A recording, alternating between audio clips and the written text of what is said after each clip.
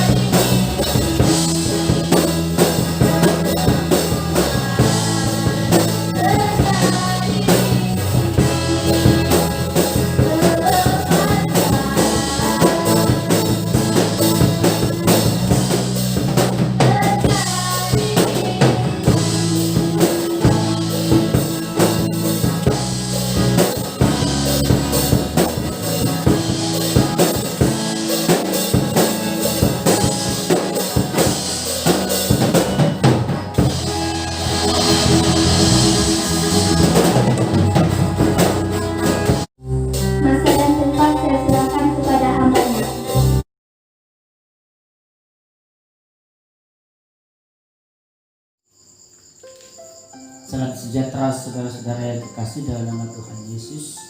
Saya juga mengucapkan selamat pagi. Semoga baik-baik saja kita pada pagi ini. Nah, pagi ini saya mau menyampaikan firman Tuhan, yaitu mencapai kemenangan. Saya petik dari perkataan Perdana Menteri kita yang saya katakan minggu lalu, yaitu dia selalu berkata begini, kita masih belum menang, kita masih belum menang. Jadi saya setuju, dan saya masih berbicara pada pagi ini mengenai dengan bahwa kita belum menang, tetapi di dalam iman kita percaya bahwa kita menang. Sebab itu pada pagi hari ini saya membawa Anda untuk merenungkan mencapai kemenangan. Kita renungkan bagaimana kita mencapai kemenangan. Untuk itu saya membawa Anda untuk membaca di dalam Keluaran pasal yang ke-14. Buka dalam Alkitab Anda, dalam Keluaran pasal 14 ayat yang ke-13 hingga 14. Sebenarnya petikan ini terlalu panjang, tetapi saya hanya ambil 2 ayat sahaja untuk mewakilinya, yaitu ayat 13 hingga 14 di dalam Keluaran pasal yang ke-14. Kalau Anda sudah dapat Keluaran pasal 14 ayat yang ke-13 hingga yang ke-14, kita baca sama-sama. 2, 3. Tetapi berkatalah Musa kepada bangsa itu, janganlah kamu berdiri tetap dan lihatlah keselamatan dari Tuhan yang akan diberikannya hari ini kepadamu. Sebab orang Mesir yang kamu lihat hari ini tidak akan kamu lihat lagi untuk selama-lamanya. 14. Tuhan akan berperang untuk kamu dan kamu akan diam saja. Kita ulangi pembacaan ini. 2, 3. Tetapi berkatalah Musa kepada bangsa itu, janganlah takut, berdirilah tetap dan lihatlah keselamatan dari Tuhan yang akan diberikannya hari ini kepadamu. Sebab orang Mesir yang kamu lihat hari ini tidak akan kamu lihat lagi untuk selama-lamanya. Ayat 14, Tuhan akan berperang untuk kamu dan kamu akan diam saja. Pada pagi ini, sebelum kita merenungkannya untuk seterusnya, Anda perlu memikirkan apa sebabnya perkataan diberi bahwa musuh mereka yang mereka lihat hari itu akan berakhir dan mereka tidak akan dapat lihat lagi. Maksudnya ialah pasukan yang mengejar orang Israel itu adalah pasukan yang akan tewas dan tidak ada lagi seorang pun lolos daripada kekalahan. Nah, saudara yang kekasih dalam nama Tuhan Yesus, mencapai kemenangan ada beberapa hal yang kita perlu tahu. Yang pertama, untuk mencapai kemenangan kita perlu lewati tamparan yang hebat. Yang kedua, yaitu kita perlu mengandalkan Tuhan. Dan yang ketiga, kita perlu berperang, tetapi bukan kita, melainkan Tuhan yang akan berperang untuk kita. Mari kita berdoa. Bapa Surgawi yang kami kenal dalam nama Tuhan Yesus, pagi hari ini kami mau merenungkan firman, bagaimana kemenangan yang Engkau telah beri bagi umat-Mu Israel, dan bagaimana Engkau juga memberi kemenangan kepada kami atas segala musuh-musuh dunia ini, segala kemelut-kemelut masalah, segala kemelut penyakit, ekonomi dan sebagainya. Engkau ada di sini dan Engkau mau berbicara buat kami. Berbicaralah Bapa, kami siap mendengar. Di dalam nama Tuhan Yesus kami sudah berdoa. Amin. 430 tahun orang Israel tinggal di Mesir. 430 tahun itu mereka hanya menikmati suatu keamanan dan suatu kebaikan pada waktu Yusuf, anak Yakub, semasa hidupnya memerintah sebagai Perdana Menteri di Mesir. selama hidup Yusuf. Sesudah Yusuf meninggal, bertukar Firaun, dan Firaun yang baru itu tidak mengenal jasa Perdana Menteri yang membawa mereka kepada kemakmuran, yaitu orang Israel namanya Yusuf. Dan lalu dia menganiaya orang-orang Israel yang ada, dan dia mulai mau supaya mereka akan menderita dan mereka menjadi hamba kepada orang Mesir, yaitu orang Israel yang ada di Mesir menjadi hamba. Selama 430 tahun hanya sedikit waktu yang mereka nikmati sebagai satu yang indah dan aman. Tetapi seterusnya mereka menderita sebagai hamba di Mesir. Saudaraku yang kekasih, pada waktu mereka diperhatikan oleh Tuhan, mereka berseru dan Tuhan perhatikan. Tuhan mengutus Nabi Musa untuk memimpin mereka keluar dari perhambaan di Mesir. Tetapi kita lihat di sini bahwa Musa terpanggil dengan penuh cabaran. Dia sebagai seorang pemimpin membawa kemenangan pada Israel, sebagai seorang pemimpin untuk membawa Israel kepada pembebasan, kemerdekaan dari perhambaan, dari kemelut masalah, dari kemelut perhambaan, dari kemelut ekonomi dan sebagainya. Musa harus melewati tamparan ini. Pada waktu Musa membawa orang Israel keluar dari Mesir,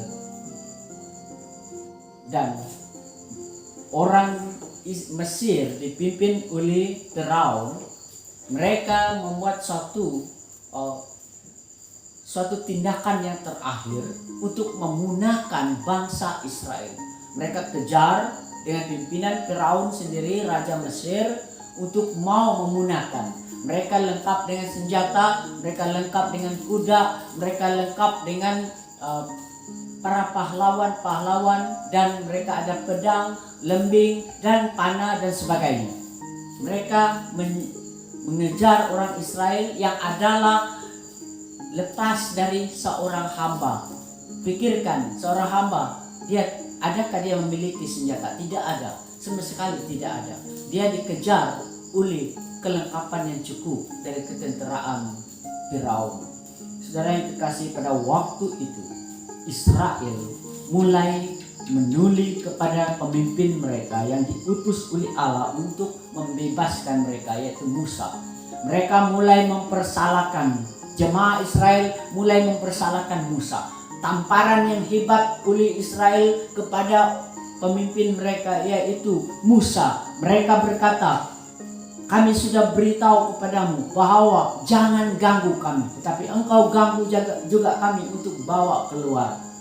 Tamparan yang hebat daripada jemaah Israel kepada pemimpin mereka yang adalah utusan Tuhan itu, yaitu selain daripada kata-kata yang buruk, mereka juga berkata, apakah di Mesir tidak ada kuburan, dan sehingga engkau mau kami mati di padang gurun ini karena dikejar oleh Firaun. Mereka semua kesalahan mereka persalahkan, persembahkan, mereka tampar kepada Musa. Saudaraku yang kekasih dalam nama Tuhan Yesus, pada pagi ini kalau ada pemimpin yang mulai putus asa karena jemaat saya sukar untuk dipimpin, karena jemaat saya berkata itu ini dengan saya dan sebagainya, saudara, itu bukan tamparan yang hebat. Tamparan yang hebat pernah dilalui oleh Musa.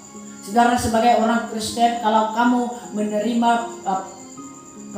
kata-kata orang yang kamu tidak boleh terima, dan lalu kamu tidak bersekutu dengan Tuhan, kamu meninggalkan Tuhan, kamu tinggalkan persekutuan dan sebagainya karena kamu telah dihina atau sebagainya, saudara, itu bukan tamparan yang hebat. Tamparan yang hebat yang boleh mengancam kemenangan kita, boleh mengancam di dalam kedudukan kita, seperti yang dilalui oleh Nabi Musa.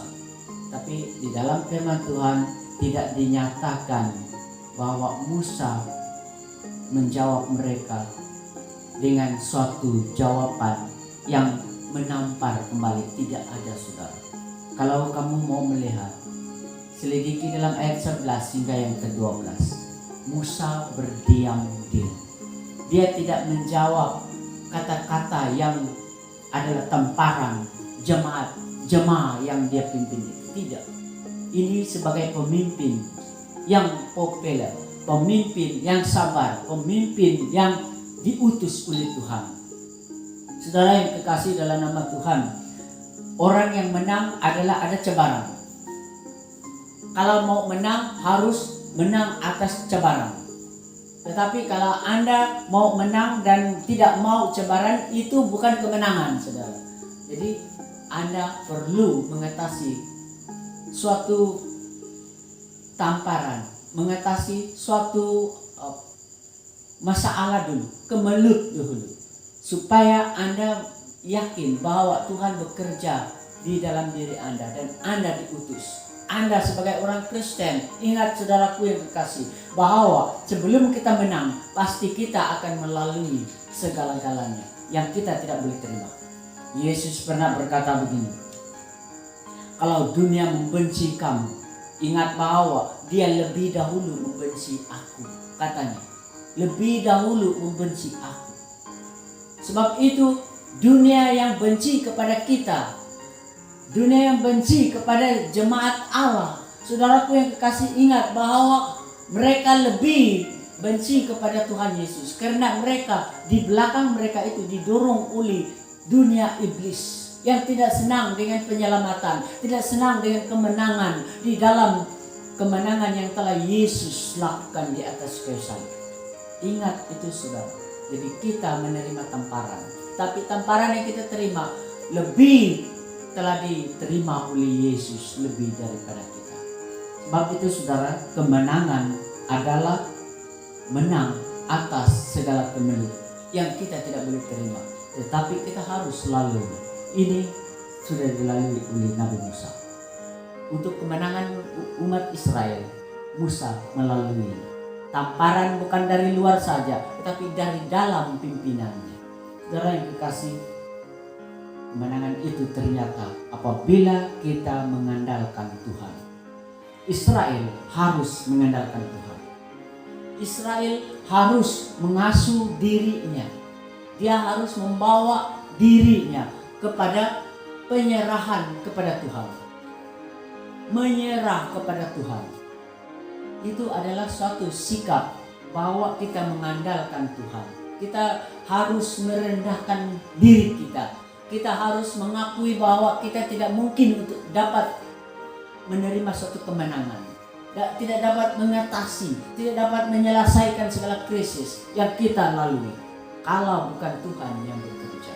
Jadi Israel, kalau mereka mau menang atas musuh mereka, mereka harus mengandalkan Tuhan. Ingat saudaraku, pada waktu Israel dikejar oleh Firaun untuk itu, Israel bagaikan dikepung oleh maut. Mereka bagaikan dikepung oleh maut, saudara. Kita akan lihat selidiki di sini. Di dalam ayat 8, ayat yang ke-9 dan seterusnya. Kita akan melihat bahwa orang-orang Israel dikepung oleh laut dan dikepung oleh musuh. Di belakang mereka, ayat 8 hingga yang ke-9 adalah pasukan tentara Firaun mengejar mereka lengkap dengan senjata dan kuda dan pahlawan-pahlawan yang gagah perkasa di belakang jemaah Israel. Jadi apabila mereka balik dan lari ke belakang, mereka akan mati di tangan Firaun. Apabila mereka maju di hadapan Laut Teberau. Laut Teberau itu adalah laut yang sangat luas dan tidak ada jalan lagi selain daripada harus melalui. Jadi kalau mereka maju ke hadapan, mereka juga akan menerima maut. Sebab yang di hadapan itu adalah laut, di belakang adalah musuh. Jadi apa yang mereka harus buat, saudaraku yang dikasih? Kenapa Tuhan bawa mereka di tempat itu di bawah pimpinan Musa?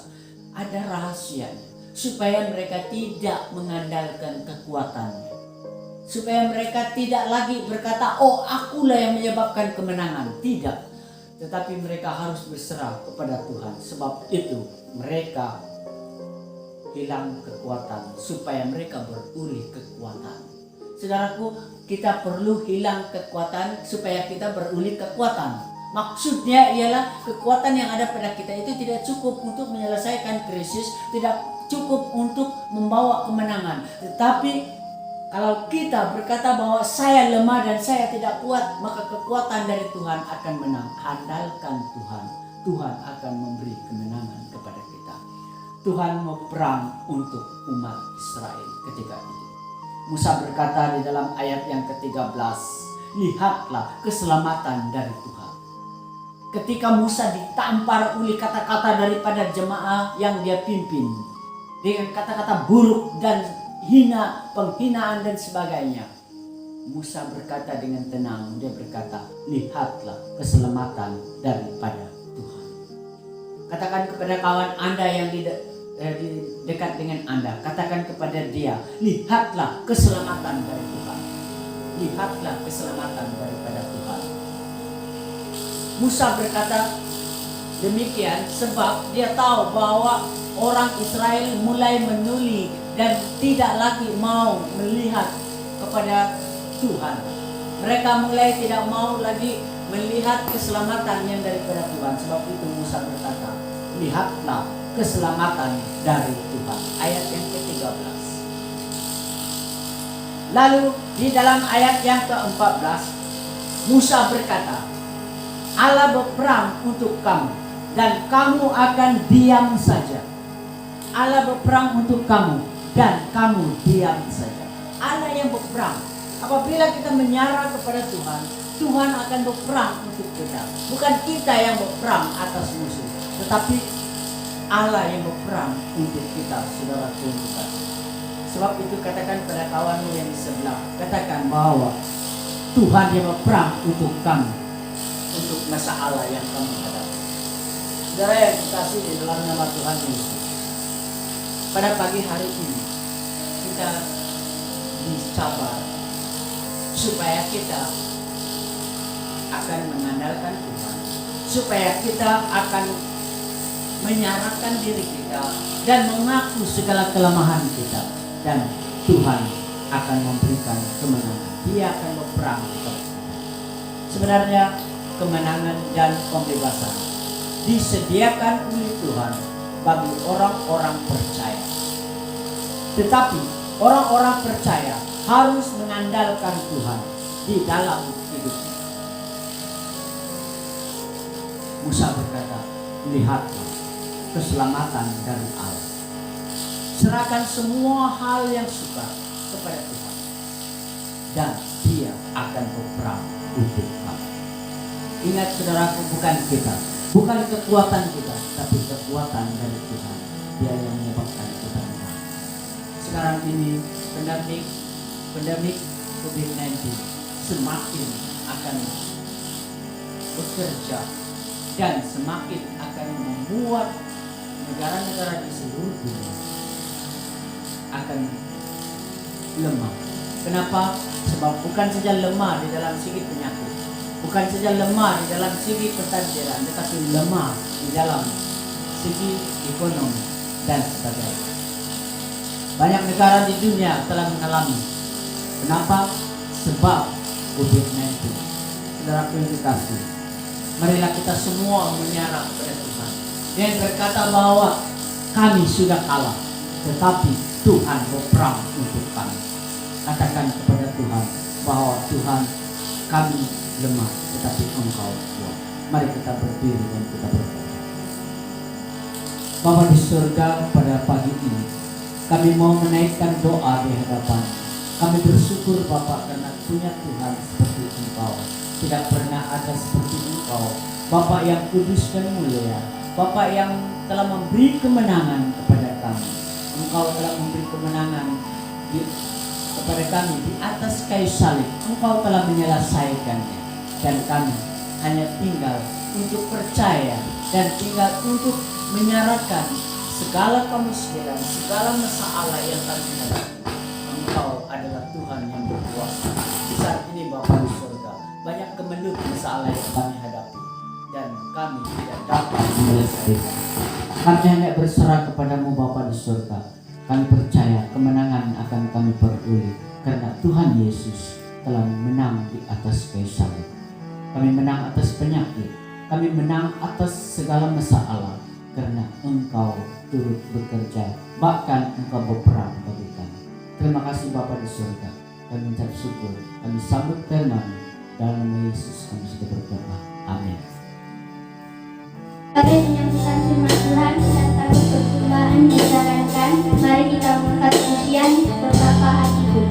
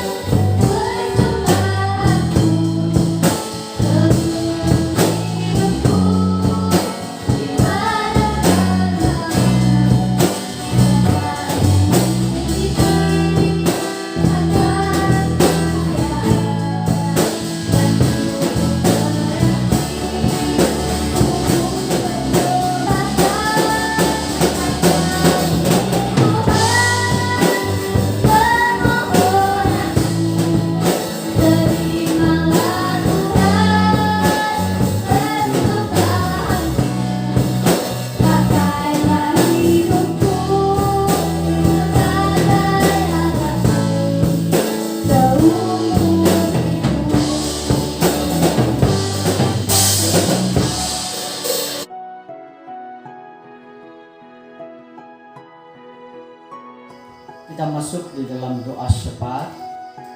Pagi ini kita mendoakan terus-menerus supaya Tuhan akan memberikan kemenangan atas kita atas COVID-19, memberi kemenangan pada kita atas COVID-19. Kita juga berdoa untuk semua masalah yang kita hadapi karena kesan-kesan daripada coronavirus ini, yaitu ekonomi jemaat, ekonomi pastor-pastor dan sebagainya. Semua itu adalah masalah karena kesan daripada coronavirus. Kita berdoa supaya Tuhan akan memberikan suatu jalan bagi semua orang seluruh dunia supaya ekonominya akan pulih. Kita berdoa untuk semua orang-orang yang sedang sakit saat ini, baik di rumah sakit maupun di rumah masing-masing, supaya mereka juga mengalami suatu kesembuhan. Karena kita percaya bahwa kalau kita mengandalkan Tuhan, kesembuhan pasti kita alami. Kita berdoa untuk semua rencana kita, kiranya rencana Tuhan yang akan jadi dan bukan rencana kita. Dan kita berdoa untuk persembahan persepuluhan yang sebentar tadi kita telah persembahkan, baik di sini maupun di rumah masing-masing yang sedang mengikuti persekutuan ini. kita berdoa supaya Tuhan memberkati persembahan dan persepuluhan. Mari kita berdoa. Bapa Surgawi, saat ini kami berdoa mengucap syukur karena Engkau memberikan kesempatan untuk kami menaikkan doa di hadapan-Mu. Kami berdoa dengan tidak putus asa karena kami percaya bahwa Tuhan telah memperhatikannya dengan kasih.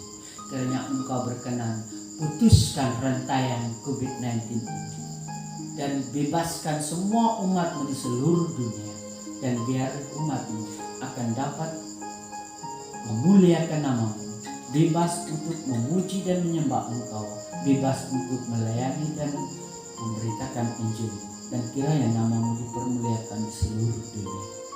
Kami berdoa semua orang yang mengalami masalah karena kesan daripada COVID-19, yaitu masalah ekonomi, masalah rumah tangga, masalah sakit penyakit, masalah kerja, dan sebagainya. Kiranya Tuhan turut campur tangan dan Engkau akan memberikan kemenangan atas semua krisis dan masalah ini. Biar kami semua bebas dan kami menang, karena hanya Tuhan yang berkuasa memberi kemenangan. Kami berdoa Bapa di surga, kalau ada yang sakit di rumah atau di rumah sakit atau di sini, kami sembuhkan dalam nama Yesus, karena Yesus berkuasa menyembuhkan. Kami tahu bahwa tidak ada yang berkuasa selain daripada Tuhan. Yesus berkuasa di surga dan di bumi. Kami berdoa, biarlah Engkau menjamah dengan kasih dan sembuhkanlah setiap orang yang sakit, baik di ruang ini maupun di rumah masing-masing atau di rumah sakit. Sembuhkanlah dalam nama Yesus. Kiranya nama Tuhan dipermuliakan. Kami berdoa Bapa di surga, supaya Engkau memulihkan ekonomi semua keluarga-keluarga pastor-pastor di seluruh dunia, semua keluarga orang-orang percaya di seluruh dunia. Tuhan, pulihkanlah ekonomi kami, supaya kami akan terus selalu mengucap syukur kepada Tuhan, melibatkan diri di dalam menyokong pekerjaan Tuhan. Berkatilah semua orang yang telah Engkau pakai untuk membantu jemaat Gereja Baptis Tawel. Kiranya Tuhan, nama-Mu dipermuliakan. Berkati mereka dengan kesehatan, kekuatan, dan juga berkati dengan perlindungan. Kiranya Engkau terus dimuliakan dalam hidup mereka. Kami berdoa Bapa di surga, mengucap syukur atas kecukupan yang Engkau beri. Sebentar tadi kami telah memberi persembahan dan persepuluhan. Tuhan, kiranya Engkau berkenan menerimanya untuk menyokong pekerjaan Tuhan. Dan berdoa berkatilah setiap tangan yang telah memberi persembahan dan persepuluhan ini, supaya mereka terus selalu mengucap syukur dan melibatkan diri di dalam membantu pekerjaan Tuhan dengan keuangan mereka. Berkati mereka yang tidak dapat memberi persembahan karena kekurangan, cukupkan mereka supaya mereka juga terlibat di dalam membantu pekerjaan Tuhan. Terima kasih Bapa di surga, kami mengucap syukur semua ini dan berdoa dalam nama Yesus kami naikkan doa. Amin. Tuhan berkati.